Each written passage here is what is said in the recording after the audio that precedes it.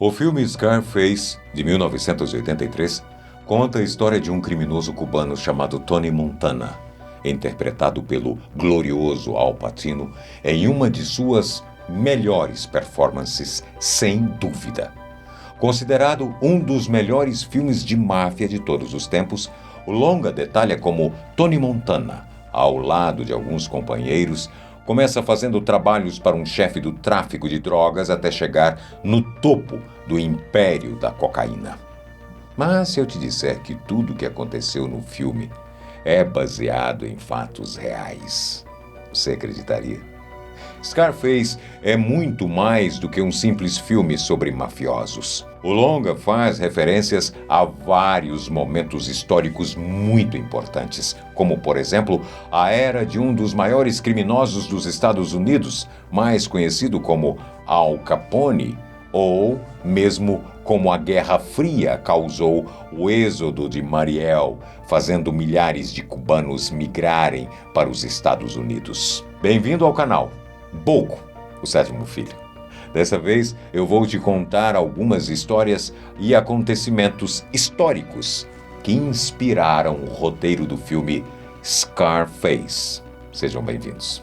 No dia 1º de abril de 1980, um pequeno grupo de cubanos chocou um carro contra o portão da Embaixada do Peru, em Havana, capital de Cuba.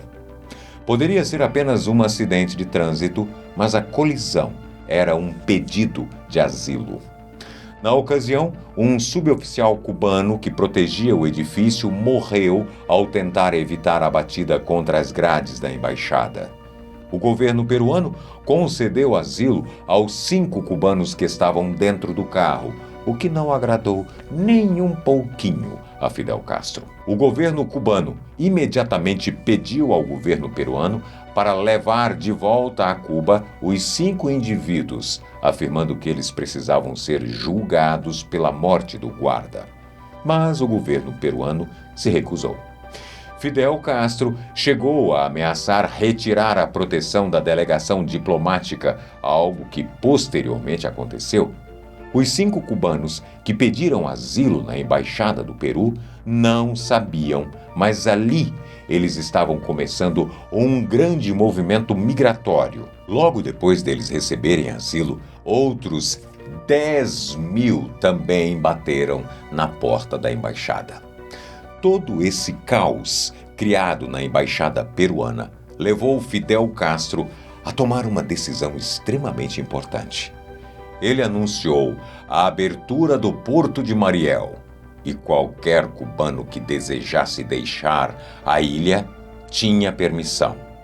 Cuba, ame-a ou deixe-a. Um fato curioso é que o Porto de Mariel era o mais próximo da costa norte-americana e permaneceu aberto por 6 longos meses para qualquer cubano que quisesse deixar o país. Para Fidel Castro, essas pessoas nada mais eram do que parasitas, e se eles queriam sair, ele anunciou, eles deveriam deixar o país. O motivo de cubanos desejarem deixar Cuba? Durante a Guerra Fria, conforme muitas potências globais se aliavam aos Estados Unidos, Cuba sofria uma crise econômica provocada pela pressão de um embargo comercial dos Estados Unidos e principalmente por causa da lenta dissolução de seu principal apoio comercial, a União Soviética. Com isso, mesmo os cubanos que apoiaram a Revolução Cubana de 1959 começaram a perder a fé em seu país. Por isso, durante as décadas de 70 e 80, muitos cubanos tentaram pedir asilo a outros países como Venezuela e Peru. Após Fidel Castro liberar a saída do país, centenas de barcos começaram a ser preparados para o êxodo de Mariel. Jimmy Carter, então presidente dos Estados Unidos, prometeu aos cubanos vindos de Mariel que eles seriam recebidos de braços abertos pelos Estados Unidos. Na época, os Estados Unidos eram famosos por receberem dissidentes da Revolução Cubana. E Carter, inicialmente, se ofereceu para conceder asilo americano a 3.500 pessoas. Bem, você deve estar se perguntando o seguinte: onde o filme Scarface entra nessa história? Como eu citei anteriormente, Tony Montana era um criminoso cubano que foi tentar a vida nos Estados Unidos. E ele foi parar em terras norte-americanas justamente quando aconteceu o êxodo de Mariel. Aproveitando a leva de cubanos que estava indo para os Estados Unidos, Fidel Castro também deportou à força criminosos condenados, pacientes de hospitais psiquiátricos, prostitutas e todas as pessoas que ele considerava a escória da sociedade. As estimativas apontam que cerca de 125 mil cubanos deixaram Cuba durante o êxodo de Mariel, e entre essas 125 mil pessoas, 20 mil delas tinham antecedentes criminais e milhares haviam cumprido pena em instituições mentais.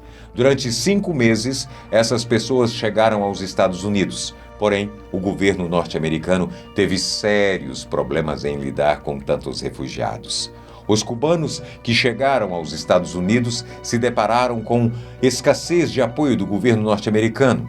Estudiosos dizem que os Marielitos, como ficaram conhecidos os cubanos que fugiram de Mariel, tiveram menos recursos em comparação aos exilados cubanos anteriores, porque eles chegaram em um número grande de uma vez só, o que dificultou o governo em dar a devida assistência. Depois que os 125 mil marielitos desembarcaram nos Estados Unidos, o êxodo foi finalmente encerrado em outubro de 1980, quando aconteceu um acordo mútuo entre os governos dos Estados Unidos e Cuba.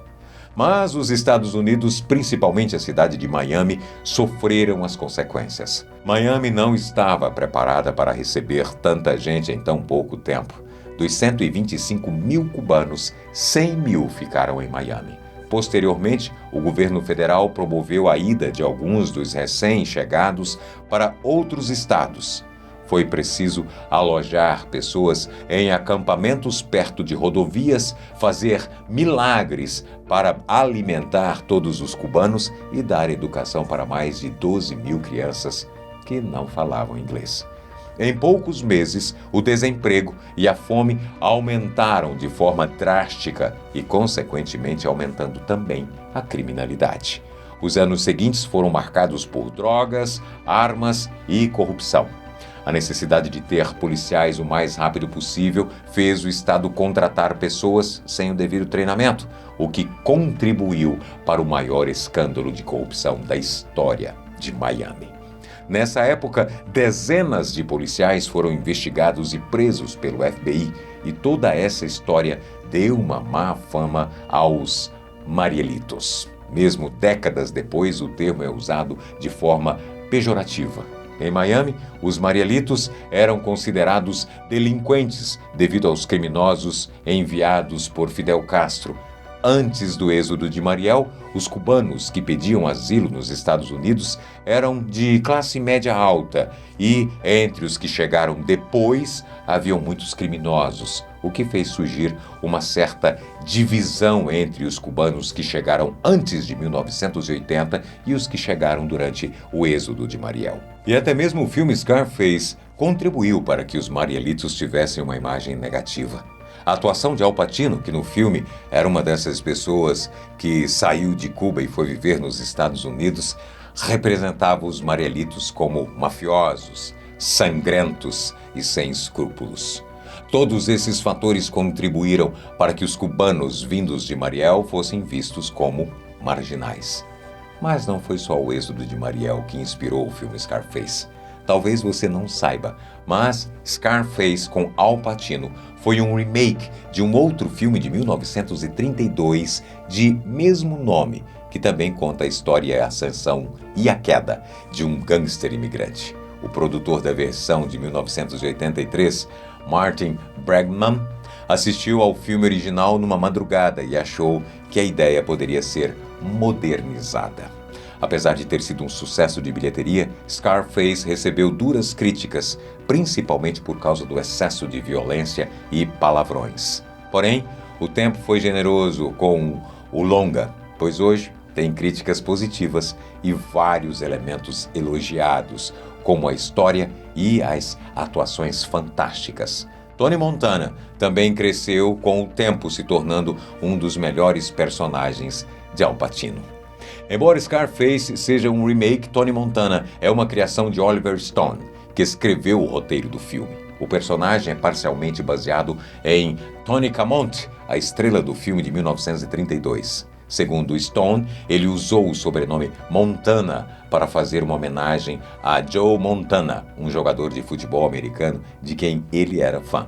Porém, a grande inspiração de Tony Camonte foi nada mais, nada menos que Al Capone, um dos gangsters mais famosos da história.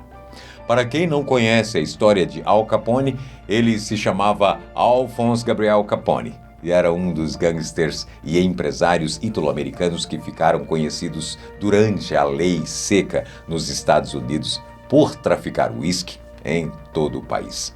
Ele atuou durante a década de 1920, época em que aconteceram muitas guerras sangrentas entre gangues que disputavam o controle da distribuição do álcool ilegal. Al Capone esteve envolvido no crime organizado desde muito novo e toda a sua vida foi definida por suas atividades criminosas. Os crimes e imagem pública o tornaram parte da cultura pop, inspirando vários livros, programas de TV e filmes como Scarface, servindo como base para vários personagens como Tony Camonte, Tony Montana. Mas há uma grande diferença entre os dois personagens e Al Capone.